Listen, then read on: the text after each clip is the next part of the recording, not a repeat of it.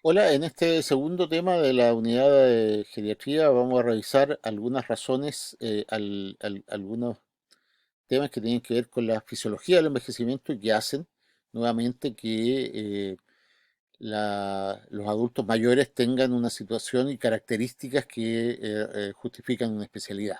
Y algunas de esas características tienen que ver con esto que se llama la fisiología del envejecimiento. El envejecimiento hay que entenderlo como el proceso de envejecimiento es el mayor factor de riesgo que subyace a la enfermedad y discapacidad en los países desarrollados. Y yo diría que en Chile, porque Chile está a niveles de país desarrollado, en el sentido que si bien no es el país más envejecido del mundo, pero está bastante envejecido. Y ha llegado a esa situación en forma más o menos rápida. Los adultos mayores responden en forma diferente y es una cosa que hay que tener presente y por eso que tenemos una especialidad, esto quiero recalcarlo de forma muy especial, los adultos mayores responden en forma diferente a las terapias desarrolladas para los adultos jóvenes, así que no es tan fácil hacerlas equiparables, habitualmente con menos efectividad y con más reacciones adversas. El envejecimiento es fácil de reconocer, pero difícil de definir desde el punto de vista biológico. Muchas definiciones de envejecimiento indican que es un proceso progresivo asociado con disminución de la estructura y función, sistemas de mantención y reparación alterados, susceptibilidad aumentada a la enfermedad y a la muerte y capacidad reproductiva reducida. El envejecimiento está asociado con un riesgo exponencial de mortalidad con el tiempo. Así que por lo tanto, uno de los riesgos de morir después de una cierta edad es el proceso de envejecimiento. Aunque ahora nos hemos dado cuenta que hay un plató en las edades extremas debido al sesgo de sobrevida de los saludables. Es decir, las personas que son capaces de llegar a, no sé, 80, 85 años suelen vivir mucho, digamos. Y ahora hemos asistido, sobre todo en estos tiempos, que no es infrecuente que haya personas de más de 90, 96 años, incluso algunas están llegando a los 100 años. Ese es un grupo relativamente pequeño todavía de personas que eh, eh, han- son especialmente saludables, por eso han podido llegar a esa edad avanzada y por lo tanto sobreviven bastante más. Y en el envejecimiento hay un componente estadístico y fenotípico. El componente estadístico, el que hemos visto, digamos, al llegar a una cierta edad, y el componente fenotípico del envejecimiento incluye cambios estructurales y funcionales que en forma poco artificial se separan en cambios primarios del envejecimiento que tienen que ver con la sarcopenia, estas alteraciones en los músculos, el pelo gris, ¿no es cierto? A las personas empiezan a encanecer, aumenta el estrés oxidativo y hay un aumento de la resistencia vascular periférica. La gente se refiere a esto como que se endurecieron las arterias, no están muy descaminados. Y las enfermedades relacionadas con la edad aparecen en esta etapa y son esencialmente la demencia, la osteoporosis, la artritis, la resistencia a la insulina y la hipertensión. Las enfermedades de la gente mayor son típicamente multifactoriales con un fuerte componente relacionado con el proceso de envejecimiento subyacente y típicamente cambios de la edad tales como disfunción microvascular, injuria oxidativa, alteración mitocondrial subyacen en muchos de los cambios patológicos, así que también hay que tenerlo presente. Se ha propuesto que ganancias adicionales en la duración de la vida y en la expectativa de vida serán alcanzadas por una simple intervención que retrase el envejecimiento y la susceptibilidad a las enfermedades relacionadas con la edad, y esto es lo que se ha llamado el dividendo de longevidad, que ha llevado a una explosión de investigación en la biología del envejecimiento en los países desarrollados, que de repente uno la mira con cierta sorpresa, porque en realidad muchas personas están, sobre todo en los países desarrollados, personas ricas están invirtiendo mucha plata con una esperanza que a mí me parece un poquito demencial, que es casi tratar de alcanzar la inmortalidad, digamos, ¿no? En general, los procesos celulares que están relacionados con esto son el estrés oxidativo y los radicales libres que aumentan cuando uno envejece. La disfunción mitocondrial también se está aumentada.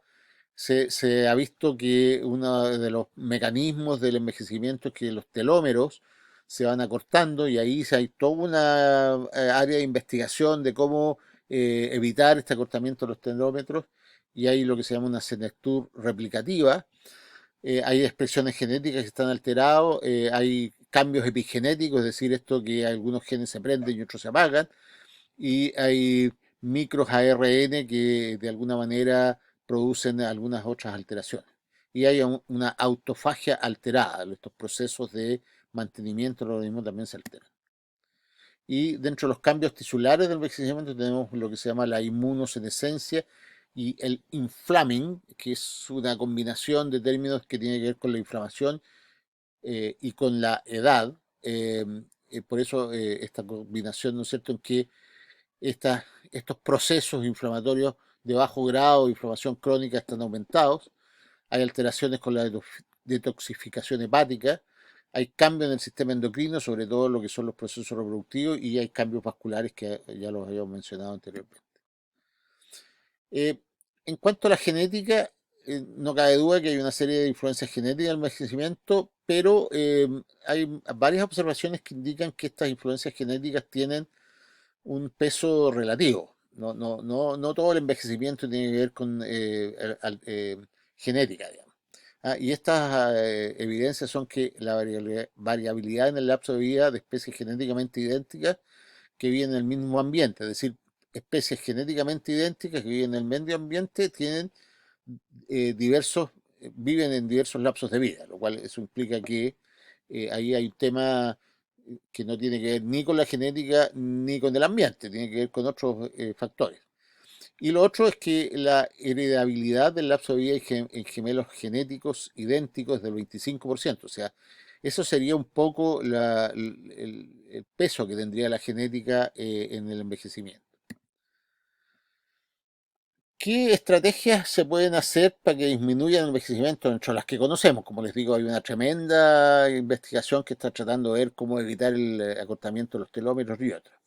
Primero, algunas estrategias, algunas intervenciones que tienen que ver con el estilo de vida, como son la restricción calórica, y se ha recomendado que es bueno en estos en personas mayores que hagan ciertos ayunos periódicos, es decir, que cada cierto tiempo hagan un par de días de ayuno, en fin, eso también es importante.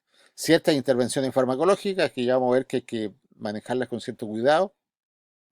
El ejercicio y la actividad física son muy importantes, primero para mantener las condiciones en orden la musculatura y el fitness cardiovascular, y porque el ejercicio sobre todo y la actividad física también son bastante buenos para mantener cierta actividad intelectual y mental. Pero también se ha visto que el ejercicio y la actividad física tienen un fuerte impacto en lo que es la inflamación crónica, que está muy presente en esto.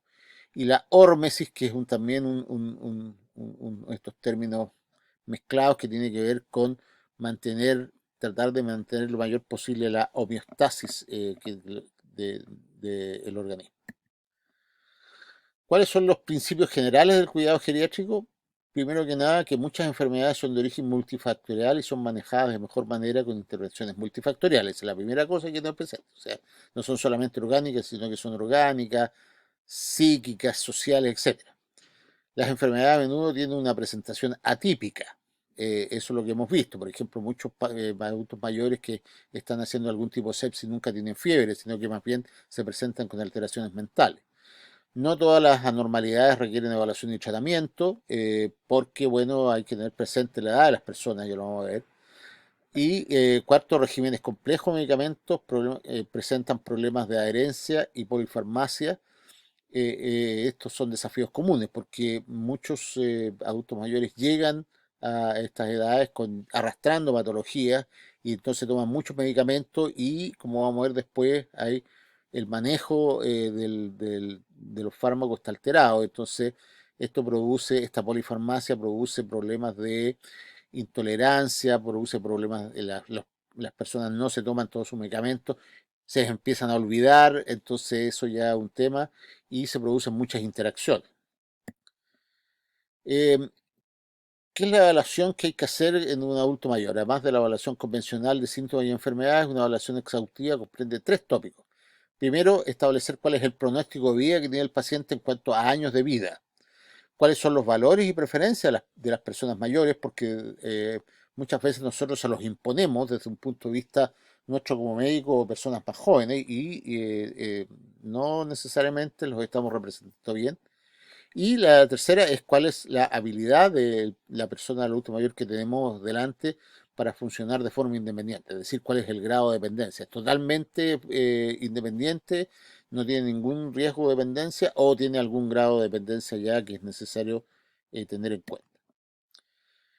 En relación al pronóstico, cuando la expectativa de vida de un adulto mayor es más de 10 años, es razonable considerar exámenes y tratamiento efectivos de la misma manera que una persona más joven. Si la expectativa de vida es menor a 10 años, la elección de examen y tratamiento debe ser hecha en base a su habilidad para mejorar el pronóstico y calidad de vida de ese paciente, en particular en términos de su expectativa de vida menor. El beneficio relativo y el daño de los exámenes y tratamientos a menudo cambia si el pronóstico empeora, es decir, si vemos que va a tener menor expectativa de vida, etc. ¿Mm? Em, Cuando la situación clínica de un adulto mayor está dominada por un proceso patológico único, el pronóstico puede ser estimado con un instrumento específico para esa enfermedad. Y aún en esta situación, sin embargo, el pronóstico empeora con la presencia de condiciones relacionadas con la edad, tales como demencia, desnutrición, disminución en la capacidad para caminar. Esto es algo que hemos visto ahora en esta pandemia, que uno de los factores de riesgo para fallecer o para caer en ventilación mecánica es la edad de las personas. Así que ahí hay un tema importante. Las personas han tenido se contagian y hacen un cuadro por COVID-19 y asumiendo que no tienen comorbilidades, pero ya la edad hace que tengan una presentación bastante más grave. Cuando la situación clínica de un paciente no está dominada por un proceso patológico único, el pronóstico puede ser estimado inicialmente considerando la edad, sexo y salud general del paciente, y el pronóstico de un paciente dado de alta de un hospital es peor que el de uno que vive en su casa y puede ser estimado también considerando el sexo, condiciones comórbidas y funcionalidad al momento del alta. Aquí el mensaje es, hay que tratar en la medida de lo posible de evitar las hospitalizaciones en los adultos mayores. Lo vamos a ver después con más detalle, pero y lo otro muy importante es tomar en cuenta los valores de preferencia de los eh, adultos mayores. Muchos pacientes priorizan mantener su independencia sobre prolongar su supervivencia. Para ellos es muy importante seguir siendo independientes, tomar sus propias decisiones, etc. Ahora, estos valores y preferencias deben ser determinados hablando directamente con el paciente, su representante, y las preferencias de los pacientes a menudo cambian con el tiempo. Y por supuesto uno va a tomar en cuenta estos valores preferenciales en la medida que el paciente sea capaz de o esté en condiciones mentales de expresar estos valores y preferencias. Y como decíamos, las preferencias de los pacientes a menudo cambian con el tiempo porque en la medida que los pacientes van envejeciendo se van sintiendo cada vez más dependientes, estas preferencias también van cambiando. Entonces los pacientes pueden ya no priorizar tanto su independencia. Eh, en cuanto a la funcionalidad, las personas a menudo pierden funciones en múltiples dominios a medida que envejecen, lo que resulta en que pueden no ser capaces de realizar algunas actividades tan rápido o competentemente y pueden necesitar asistencia con otras actividades. La evaluación de la funcionalidad mejora la estimación del pronóstico, es una cosa muy importante, así que siempre hay que jugársela por mejorar la funcionalidad y la evaluación de la funcionalidad es esencial para determinar las necesidades individuales en el contexto de sus valores y preferencias y los posibles efectos de los tratamientos prescritos. Hay que tener presente que aproximadamente un cuarto de los pacientes sobre los 65 años tienen impedimentos o actividades básicas de la vida diaria como bañarse, vestirse, comer, transferirse desde la cama a una silla, continencia, ir al baño o en las actividades instrumentales de la vida diaria como transportarse, comprar, cocinar, usar el teléfono, manejar plata, tomar medicamentos, hacer el aseo de la casa, lavar la ropa. La mitad de las personas mayores de 85 años tienen impedimentos con las actividades básicas de la vida diaria. Vamos a dejar esta presentación hasta aquí y vamos a seguir la segunda parte.